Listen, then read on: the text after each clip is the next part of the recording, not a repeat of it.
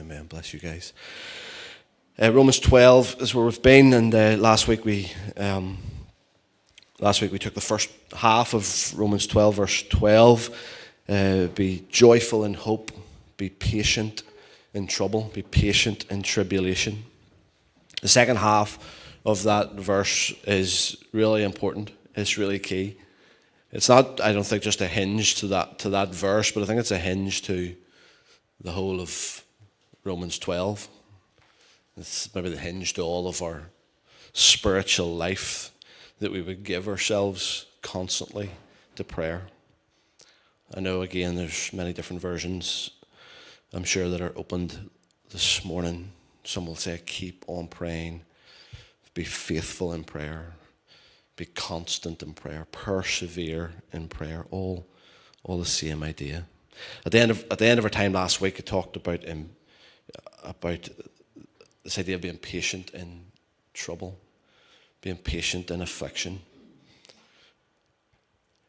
and recognizing that with impatience, which I think is, if you're willing to be honest, that's a familiar trait in many of us, maybe most of us. But impatience, it brings an agitation that makes peace impossible.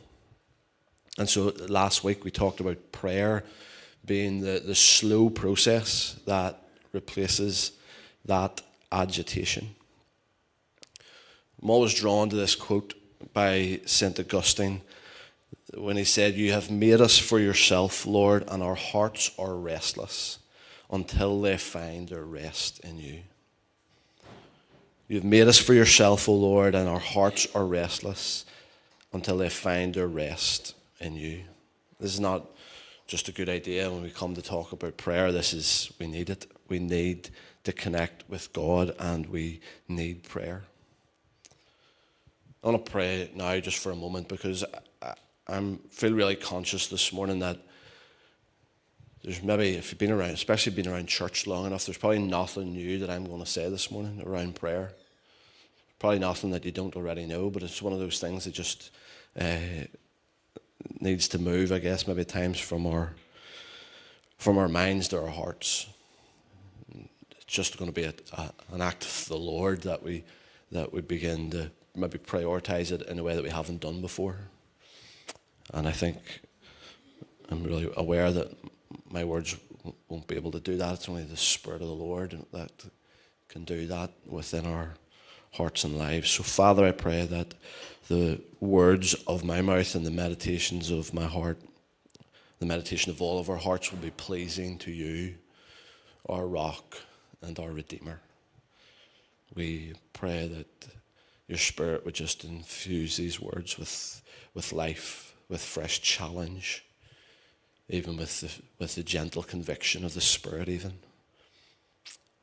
And God, anything that's of me, God, I pray that it would be ignored, forgotten. But God, if there's something of your Spirit that you want to drive through into your sons and daughters' hearts and lives this morning, I pray that you would do that.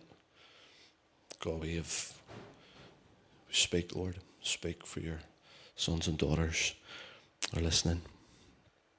We need to connect with God. We need prayer.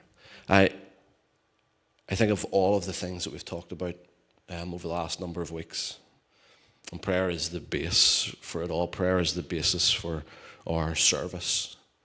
It's the basis for our zeal, for our love, for the use of our gifts, for the offering of ourselves as a living sacrifice, the offering of ourselves together as a holy living sacrifice. Prayer is the basis for all of that. And because it is critically, I think if we can, maybe we need to make sure that we know that, we acknowledge that. And if we do, then because it is critically central, because we need it, because we need to connect with God, because it is the basis for everything else that we do and talk about, we should be bothered. It should bother us if it is having much of an effect in our lives or not. It should concern, it should bother, it should, whatever word you want to use, it should bother us if it's not having much of effect on our lives and also our community, our family life together. And so again, I hope you know this, and I know that you know this, but I want to remind you that there is no bad way to pray. Most of the time when you're going for some inspiration around prayer, it's going back to those faithful saints who persevered, who were constant, who were faithful. And I think there is, if I was trying to summarize, like collectively bring all of the learning together, maybe it seems too simple to say. There's no necessarily a formula. There's no bad way to pray. It seems to be they just showed up, and they showed up regularly. And it feels really simple, but it feels like it's really important to say, to show up, and to show up regularly. Everything else, I think everything else is negotiable. And what our prayer times look like, or what works for you, what rhythms work for you. But I think it is important to say that we show up, and we show up regularly. Everything else is negotiable. And I'm really struck by, as I consider my own personal wrestle with prayer, my own constant battle with giving myself faithfully, constantly, persevering in prayer. One of my biggest problems is just so preoccupied by so many other things. Not even preoccupied, just stimulated by so many other things. The phone in my pocket, the screen in my home, life, all of those things that stimulate and preoccupy, and that's a real thing. That you can't avoid that. But become so preoccupied by them, so stimulated by so many other things. And what I've realized is that it just works. It works against it, almost like conspires against depth. One of the books I read in prayer, the introduction, was calling the church almost to this. I think it's Luke 5 or Luke 6, whenever the disciples had toiled all night fishing.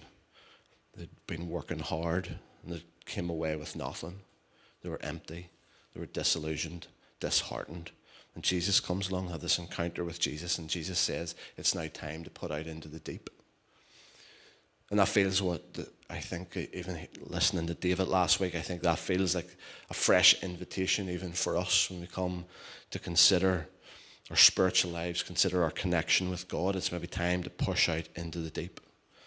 But because we're so preoccupied and stimulated by so many other things, prayer is definitely one of those things that can so often, so easily remain on surface level.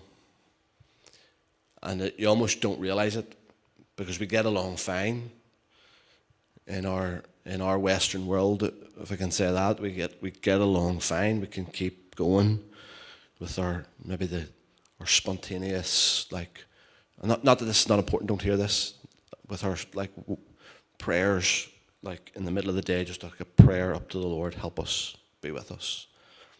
And that's fine. But we can almost go along with this almost seemingly relationship on the surface until something cracks.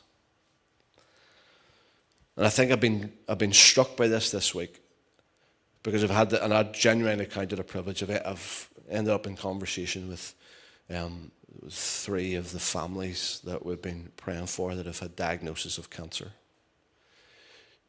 And I think as I came away from conversation with them, I became so conscious of this idea that whenever the cracks came, whenever the affliction and the tribulation came, they were going to a well that was not dry.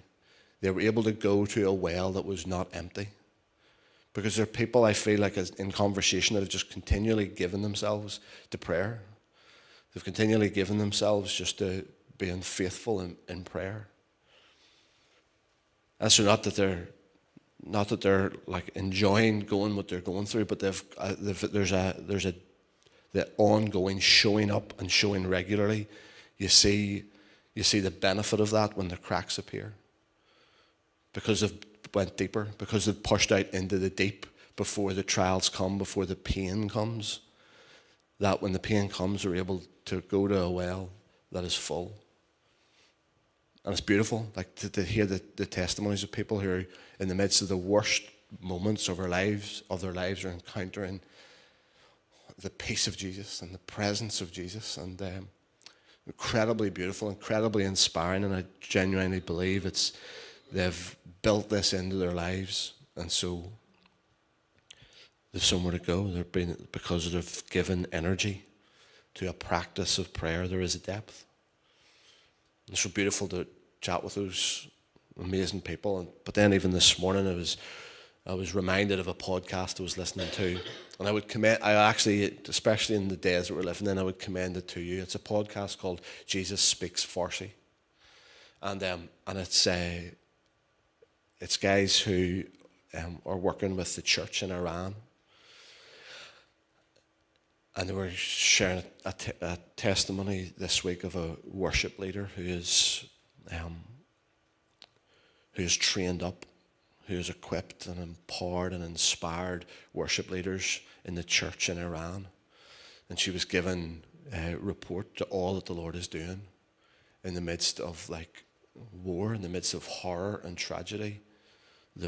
What Jesus is doing as his people come together to worship is just so beautiful. But it hasn't just been a matter of waiting until something cracks, until tribulations come. These are people who have, and you hear that in the testimony of so many of them, they've given themselves, just kept on showing up. They've kept showing up regularly. They've persevered and been constant in prayer. They've went out into the deep. They've moved beyond surface prayer, surface relationships. When the cracks come, when the pain comes, there is a rich well for them to drink from. There is a rich well for them to return to. And I've been so provoked by that, encouraged, challenged by that. I think sometimes I can be guilty of this. Can find it hard maybe to show up. I don't know if it's the experience of any in here, but I think it's worth throwing it out there in case it is for us to chat about. We find it hard maybe to show up because we are so, maybe greedy is not the right word, but we want experience. Like we're greedy for experience, and at times that is a good thing. But we have this misguided notion, I think, if it's okay to say that, we have this misguided notion that when we show up in prayer individually or even corporately, maybe more specifically corporately for this point, this misguided notion that it always has to be exciting, that it always has to feel good, that it always has to be interesting. Because we live in a world of the instant gratification, we're greedy for experience. I think sometimes it affects how we show up and how often we show up. As I read the stories of the old monks, the old saints, it felt like the key to the sustaining the daily life of prayer was not novelty. It was not the next new thing. I'm not dismissing all of those new things, but it was just a reliance on the familiar. It was a reliance on the ritual. And again, please don't hear me say, I hope you know me well. I'm not saying that like experience doesn't happen, that it's that important. But I think when we become so reliant on it, it affects, as I've said, how we show up. And the key to sustaining this daily life is ritual. It's the familiar. It's a reliance on that. Sometimes it's the rituals that carry us. Another point that I want to make that I felt was important is in just preparing to share some thoughts with you this morning. I do think that we still have somewhere in the back of our minds that we think God only wants us at our best. He only wants to see us at our best. We have this, again, this misguided notion that we go into his presence when we've nothing to hide. And not to get bogged down in the detail of this, but I think there's two ways of thinking when it comes to this idea of like holiness or perfection. And I think so often maybe in the West we're skewed by the Greek way of thinking, because the Greek way of thinking was that like perfection meant no sin. Holiness meant no sin. Whereas the Hebrew understanding of holiness, the Hebrew understanding of perfection was to walk with God despite your flaws. Like, that's two different ways of thinking. And I think sometimes we've been more influenced by the Greek way of thinking than by the Hebrew way of thinking. And so I think it's important to say that I think that you don't need to wait to be at your best before you show up in the presence of God. The classic definition, if we were to find one definition, the classic definition of prayer seems to be that we lift hearts and minds, lifting hearts and mind to God. And so often I can be guilty of this, as I'm sure many of you will admit to, that sometimes we lift thoughts that are not our own. We've read through the Psalms. I imagine we've read through the Psalms often enough to see that there's times where David is angry and he prays angry prayers. There's times where he's completely frustrated and he prays frustrated prayers. And so when we talk about lift hearts and minds to God, that classic definition of your prayer, if you're angry, pray angry.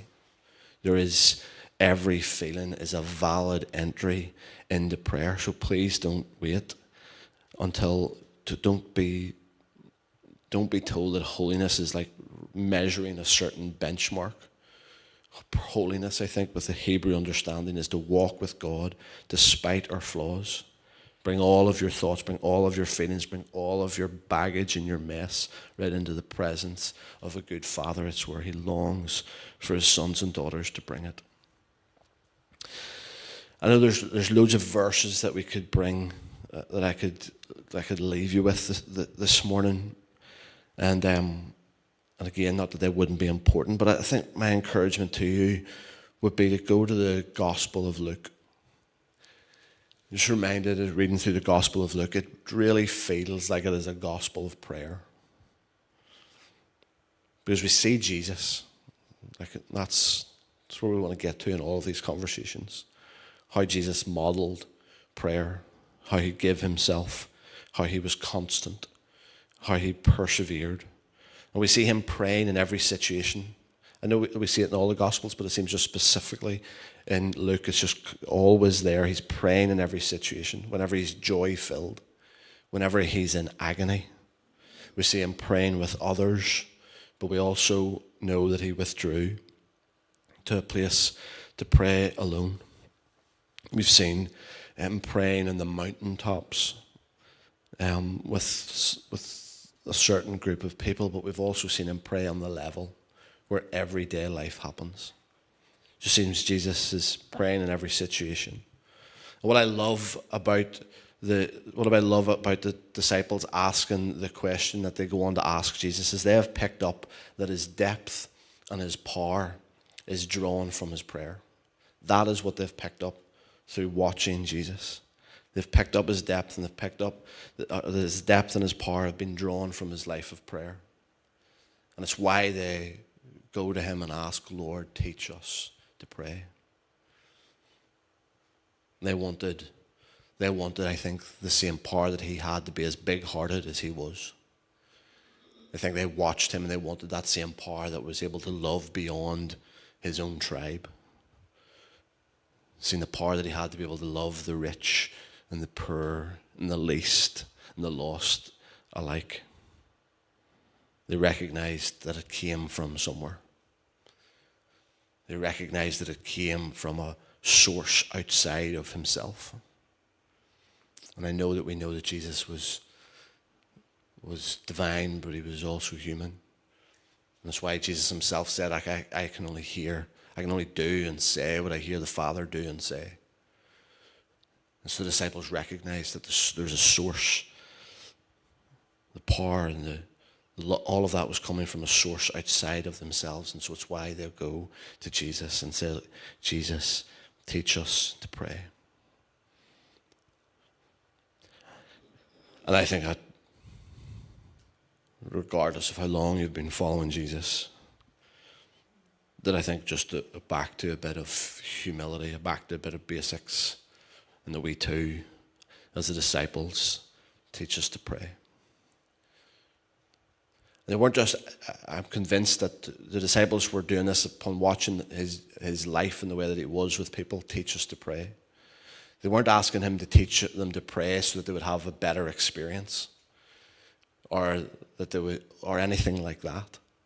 It was in order that they would be able to put legs to the prayers that they were praying.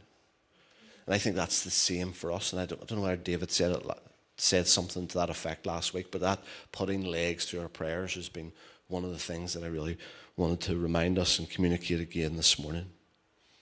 We would get to that place in our prayer times, personally and ideally even corporately, that we're saying, Lord, use us in whatever way that you want.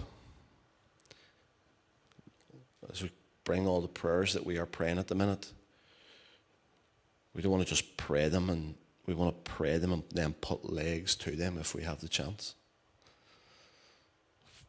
Lord, use us in participating with you and bringing comfort, to participate with you and bringing peace and bringing hope. This has been remarkable to be able to pray for the sick on a Wednesday morning in our times together. It's been beautiful.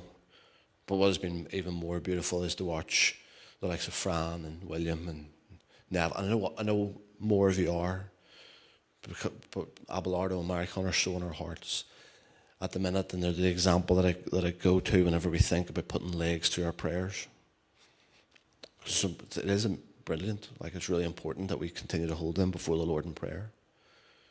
But if we're going to do it and say, Lord, use us in whatever way you want to bring peace and comfort, bringing meals and bringing transport, offering clothes, whatever way that looks, it's been beautiful, and I think freshly challenged by that as we think of those that we're praying for. That you'd be willing to say, Lord, if you want to use me to participate with you and bring in comfort and hope, I'm giving my yes. And I remind you that, as we said at the very start, I want to remind you again that Paul is writing these words. They are important for us as individuals. When Paul's speaking to the body, he's speaking to us all. And I want to encourage you and remind you that I do believe that something happens when we give ourselves to corporate prayer.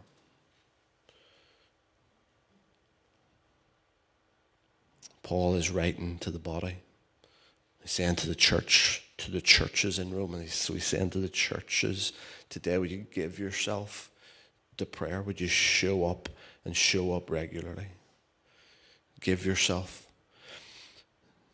to corporate prayer. The reality is that whether it's prayer, whatever aspect of our spiritual lives, coming to the decision about time, coming to the decision about what we do with our time is the most critical aspect of our personal and together spiritual lives. And I just am convinced that if we prioritize our time to allow for more prayer, that our spontaneous prayers, those prayers that we pray in the car on the way to a meeting or whatever it may be, that they become more frequent. If we prioritize our time to allow for more prayer, the spontaneous becomes more frequent, and our sense of the presence of God becomes more constant.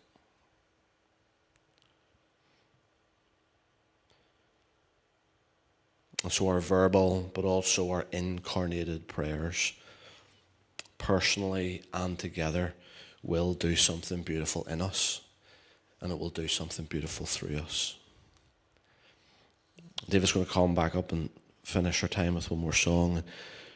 But I just want to reminded as we sang, I can't remember what the song was or what triggered this memory of this verse in Romans 8:26. I want to encourage you with that, because sometimes maybe we show up, we don't know what words to use, feel like we're empty of words, feel like we've ran out of the words to say. In fact, this isn't a joke, by the way, but I was listening to one saint who had been talking to another, and they were asking, like, what do you do when you feel like you've ran out of the words to say? And so I'm not fully advocating this, but I just found it interesting that the guy just said that he recites the alphabet, just goes from A to Z, and believes that God will make the words if he just keeps bringing all of the letters. It's an odd example, but it's just worth saying. And here's the verse that I want to finish with. The Spirit helps us in our weakness. We do not know what we ought to pray, but the Spirit himself intercedes for us with groans that words cannot express. And he who searches our hearts knows the mind of the Spirit, because the Spirit intercedes for the saints in accordance with God's will. Father, would you bless the reading of your word, the reflection of your word? Would you help us and challenge us and motivate us? In Jesus' name.